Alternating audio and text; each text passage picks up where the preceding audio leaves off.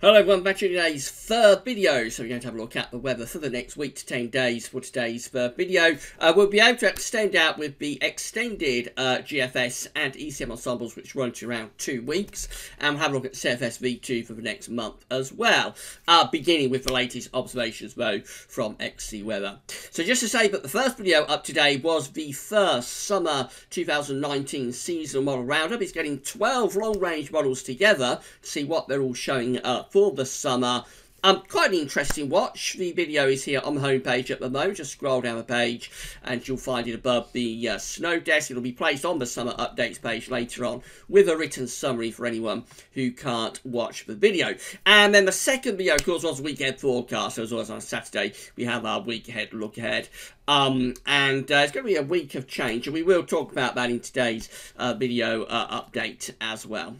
Right, so let's get on with the third and final video for today. Then we're going to start off, as I say, with the latest observations from XC Weather. So a real north-south split out there today. We can see that the highest temperature at the moment is 19 degrees. There it is, flashing away at that particular weather station just there. So London Gatwick taking the plaudits today. We've also got 6 degrees as our sort of low high today. Few places flashing away at 6 degrees, for example.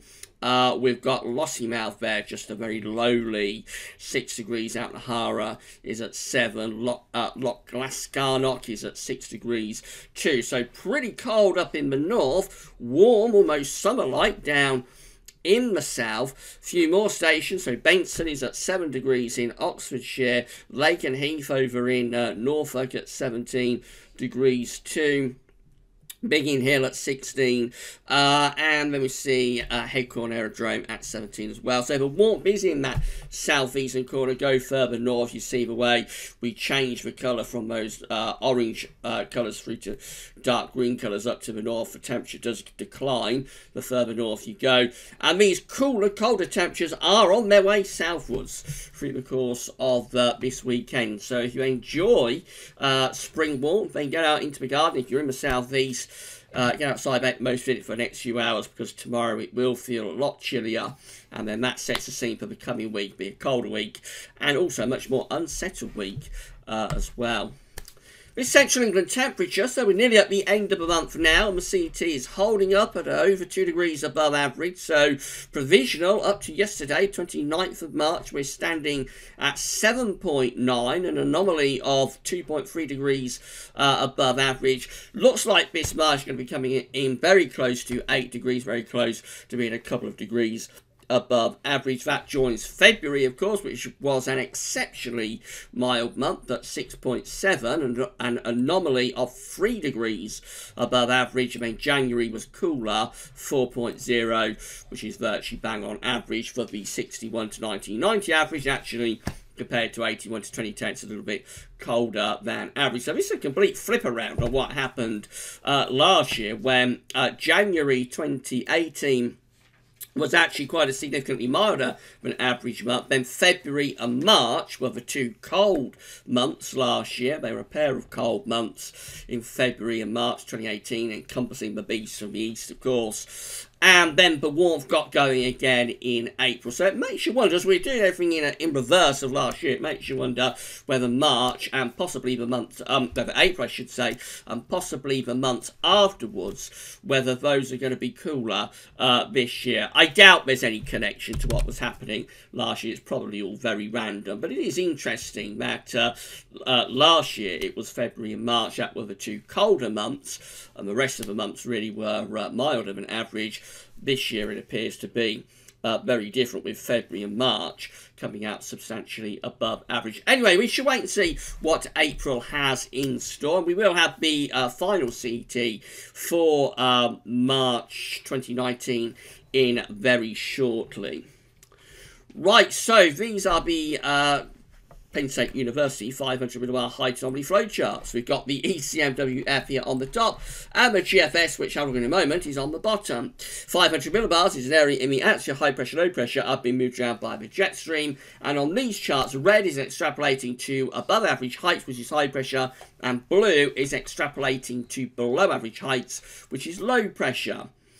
There are mean flow charts for the next week to 10 days, so you can see that with the ECMWF, we've got a ridge of high pressure sitting to our northeast, high pressure over Scandinavia, up to the northeast. We have low pressure in the Atlantic to the south of Greenland, and also cut off across southern parts of Europe. It's a very messy pattern, this. And then there's a ridge out to our southwest, that's the Azores High, of course. So we're trying to bring in westerlies, but it looks like we're splitting the jet stream a bit, with some of the energy going off up here and some of the energy going down to there.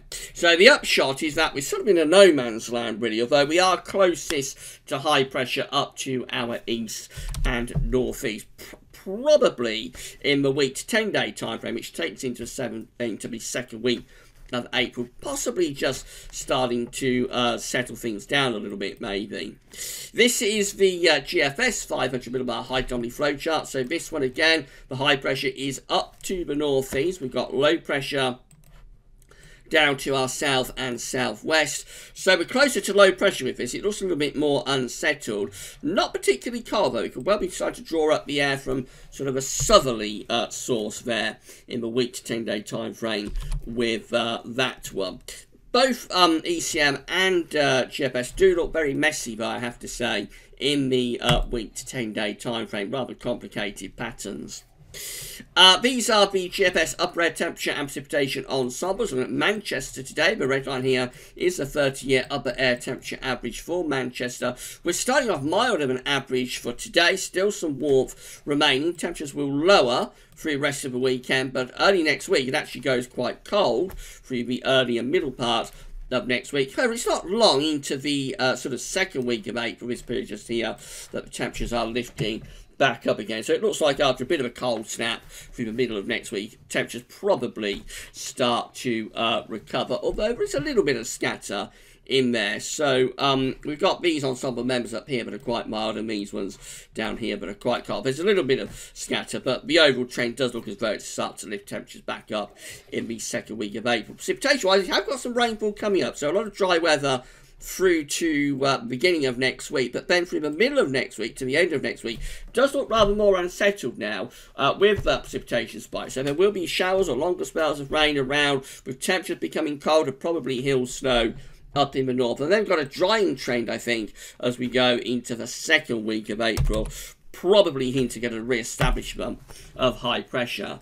Temperature anomalies from the 30th of March through to the 7th of April, generally a little bit colder than average. This is going to be quite a cold start to April. The first week of April does look as though it's going to have below average temperatures. And more unsettled as well, precipitation anomalies from the 30th of March to the 7th of April. Overall average too for the north, a little bit wetter than average. So that's a change on what we've had recently, when it's been substantially drier than average on these anomaly charts, of course. So bit of a change there, cooler or colder and more unsettled for the first week of April.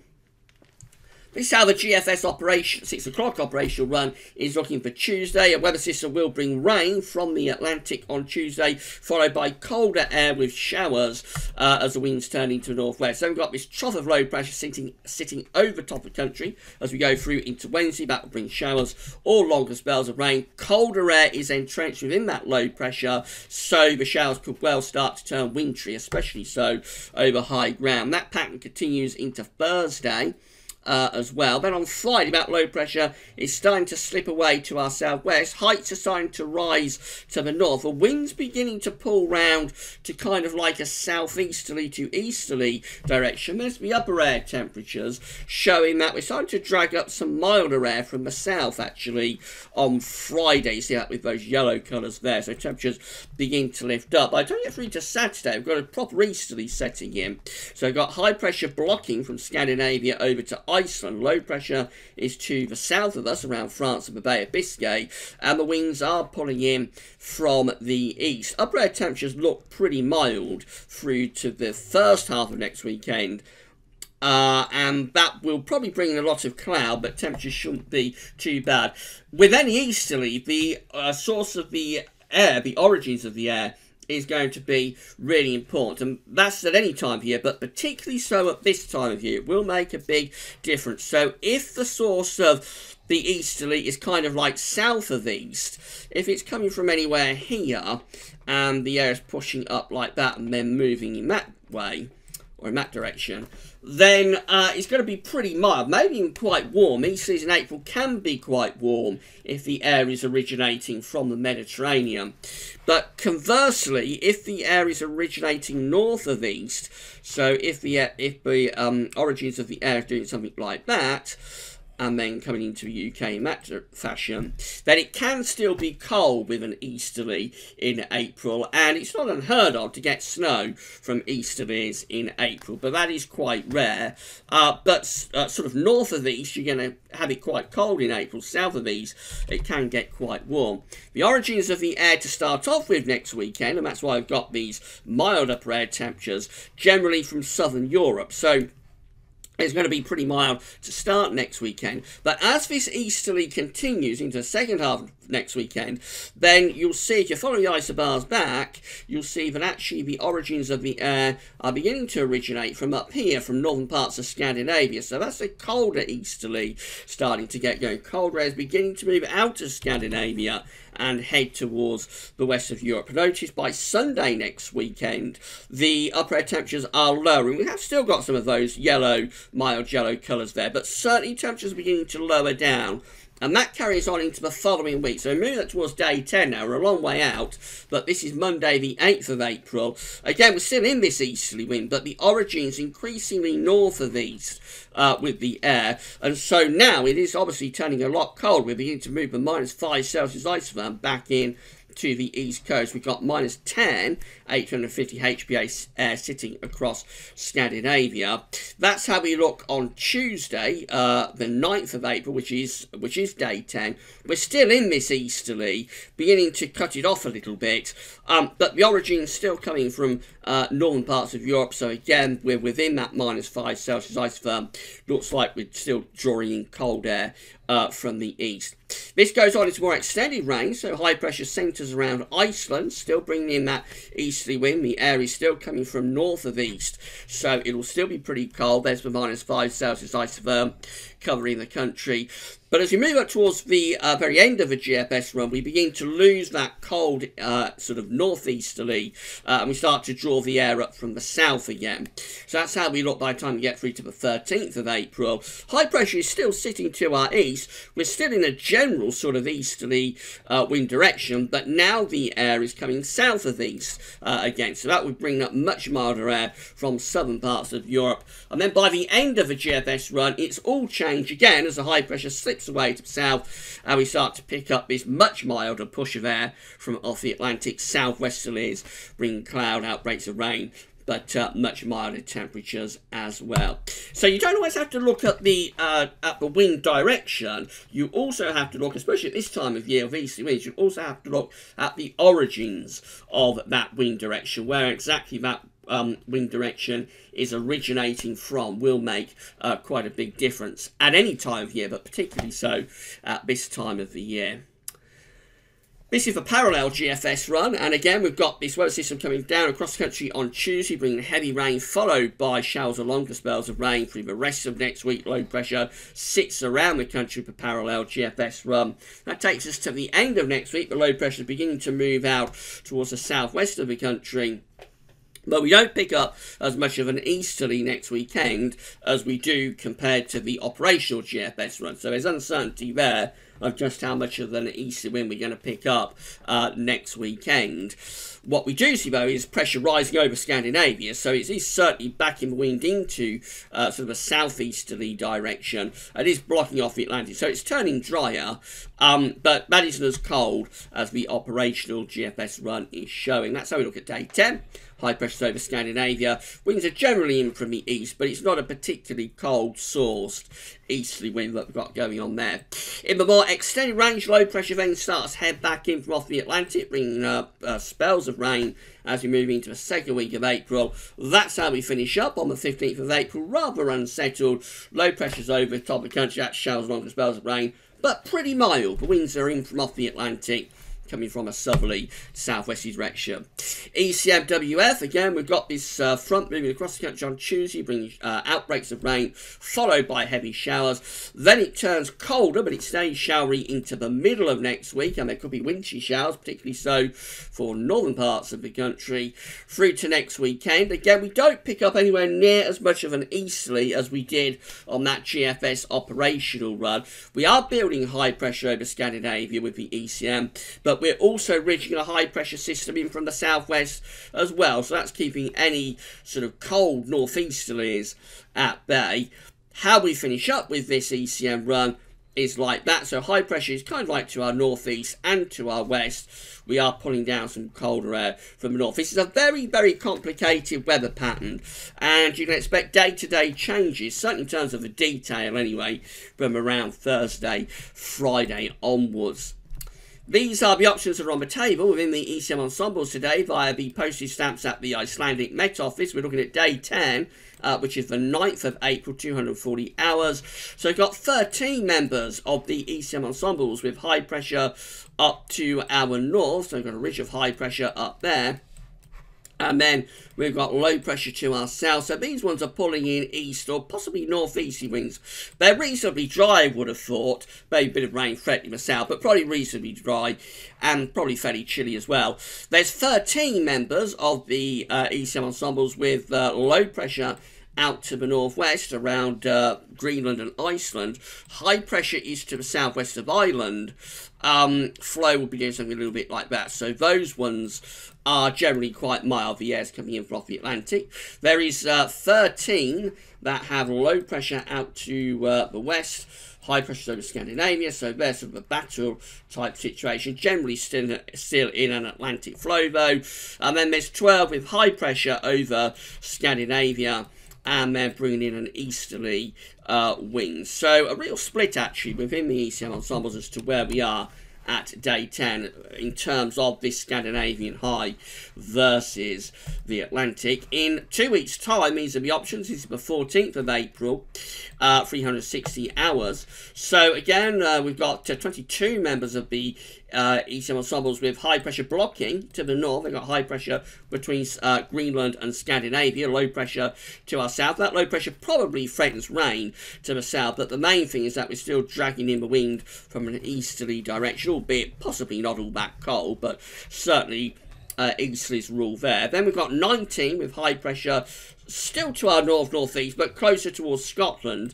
So again, these are bringing in easterly winds, but they're mainly dry and probably reasonably pleasant conditions actually with those. I think the high pressure is so close to Scotland that we wouldn't have any particularly cold source to those easterly winds. And then there's 10, a minority option, but are doing something rather different. They've got high pressure to our south across France, low pressure is to the north of Scotland. They're bringing up milder winds from a west-southwesterly direction. It looks like high pressure is going to be an important player for the first half of April, but where that high pressure is sitting is quite difficult to ascertain at this stage. Finally, CFSV2 for the next month. These are 500 millibar hikes broken down into weekly periods. The first weekly period takes us from the 30th of March to the 5th of April. The coming week has below average heights through the UK and to our west-southwest as well. High pressure is out to the west, doing something a bit like that with the flow and with the jet. So it looks pretty cool and pretty unsettled actually there to start us off. You've got low pressure bringing showers, longer spells of rain, and the wind generally, or the air generally, is coming in from a northerly direction. So pretty cool, maybe cold and unsettled. Let me go through to week 2. It's the 6th to the 12th of April. This one has above average heights to our north. Excuse me. Below average heights are to our west-southwest. Flow and the jet's getting something a little bit like that. So high pressure is starting to take over across Scandinavia. And we're bringing the wind in from more of an east to southeasterly type direction with that one. And then we move on to week 3, which shows high pressure, again, increasingly influential over Scandinavia. So we've got these above average heights then taking over to our northeast, high pressures through Scandinavia and going up to the north as well, below average heights out to the west. And we're bringing in a wind from an east-southeasterly direction with that one. So it's turning obviously much more settled, high pressure taking over. And I think that will be turning warmer as well as the wind is beginning to pull into the southeast. And then finally we finish up on the week 4 chart, 20th through to 26th of April, with high pressure then centred over top of the UK. So that looks quite a nice end to April. That encompasses Easter as well, of course, with below average heights out to the west, the jet streams pushed off up there. So that looks pretty good actually for the final week to 10 days of April. You'd have high pressure dominating over the country, bringing proper spring-like weather, mainly dry and pretty warm too. So it's a bit of a mixed bag, but overall it looks like the early part of April is quite unsettled and then increasingly trending back again. How often, how many times do we say this over the past few months? Trending back to high pressure once more. Finally, if you've been enjoying the content at GazWeatherVids recently, then please can you consider becoming a patron for GazWeatherVids. This is the GazWeatherVids Patreon page. We've got 61 patrons so far. Hello and a big thank you to all of the patrons for GazWeatherVids. If you would like to become a patron for GazWeatherVids and give an ongoing monthly donation, it can be anything from $1 a month upwards, doesn't have to be a large amount of money whatsoever. But if you'd like to do that, you just come to the GazWeatherVids Patreon page, you sign up for a Patreon account, and by doing that you become a patron for GazWeatherVids. You'll have a mention in the videos. We'll say thank you very much for doing that. Conversely, you can give a one-off donation to GazWeatherVids through PayPal. This is GazWeatherVids PayPal page. So you just come to this page, sign into your PayPal account, and then give a one-off donation. Again, you get a mention in the videos as long as you want one. If you'd rather not have a mention, just leave a little note with your donation to let us know, and we're always happy to do that. You're helping us to pay for our website for GazWeatherVids. You're helping us to keep content online. We're primarily ads funded, will be remain so. There's no question about going behind paywalls or anything like that. We just ask if you're enjoying the content that you give a donation, either by becoming a patron or giving a donation through PayPal. And thanks so much to all of our patrons and all of our donors for GazWeatherVids. Thanks so much to all of you for doing that.